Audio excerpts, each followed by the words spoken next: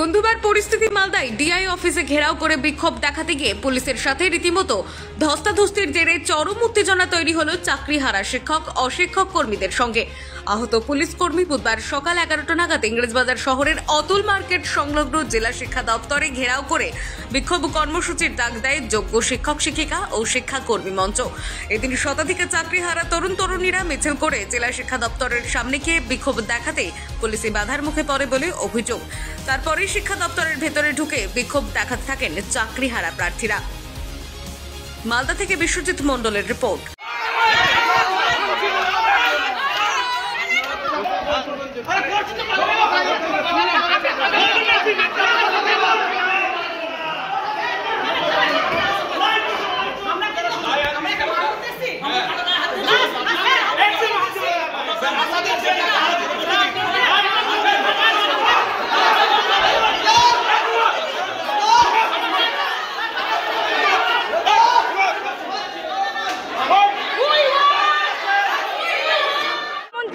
Netaji indoor স্টেডিয়ামে এসে কি বললেন যে আপনারা ভলেন্টিয়ারি সার্ভিস দিন। আমরা কে ভলেন্টিয়ার?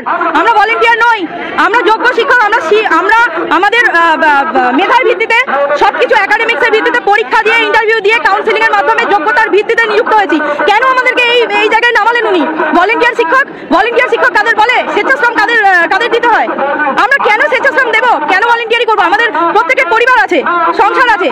এবং এছাড়াও ডিআই অফিস থেকে প্রত্যেকটা স্কুলে ফরম্যাট পাঠানো হচ্ছে যে এসএসসির 2016 যারা নিযুক্ত হয়েছেন শিক্ষক শিক্ষিকারা তাদের সমস্ত ডকুমেন্টস আপনারা পাঠান, তাদের সমস্ত ফরম্যাট ফিল আপ করে পাঠান। সেইগুলো এইচএমদের কাছে অলরেডি পৌঁছে গেছে। এটা কিসের জন্য ডিআই অফিস থেকে? এই ডিআই অফিসে তো আমাদের বারবার ভেরিফিকেশন হয়েছে, একবার নয় বহুবার হয়েছে। তালা তো এই কারণেই এই ডিআই অফিস আমাদের বারবার ভেরিফিকেশন করেছে, একবার নয় বহুবার ভেরিফিকেশন করেছে, তারপর অ্যাপ্রুভাল দিয়েছে। এইখান থেকে আমাদের বেতন হয়। এসএসসির যা কিছু নির্দেশ প্রথমে ডিআই অফিসে আসে, তারপর সেগুলো এইচএমরা কার্যকরী করেন। কাজেই ডিআই অফিস সমস্তটা জানে। ডিআই অফিসেও জানে যে কারা টেন্টেড আর কারা নন টেন্টেড। মুখ্যমন্ত্রী যেখানে আমাদেরকে প্রতিশ্রুতি দিয়েছেন। আমার নাম কুহেলি গোড়া। আমার স্কুল হচ্ছে মিরিকপুর গুণধর বালিকা বিদ্যালয়। যাদের টাকা ফেরত দিতে হবে তাহলে ওরা অযোগ্য, যাদের দিতে হবে না ওরা যোগ্য।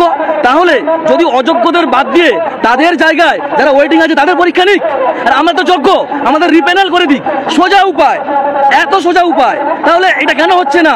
আজকে আমরা এই বয়সে অনেক শিক্ষক আছেন, অনেক অশিক্ষক কর্মী আছেন, তাদের বয়স 50 বছর। তারা এই বাচ্চাদের সঙ্গে পরীক্ষা দিতে পারবে? তখন পার্সেন্টেজ কত উঠতো? 60% তুলতো, 50% তুলতে মুখ দিয়ে রক্ত বেরিয়ে পড়তো। আজকে 90% পাচ্ছে। মানে অবিবেকে কত? তাদের সঙ্গে আমরা পারবো? আমরা রিটেনে পারে যাবো, কিন্তু একাডেমিকে কি হবে? এটা কোনো সিস্টেম? সভ্য দেশে সভ্য নাগরিকের পক্ষে এটা কি উচিত?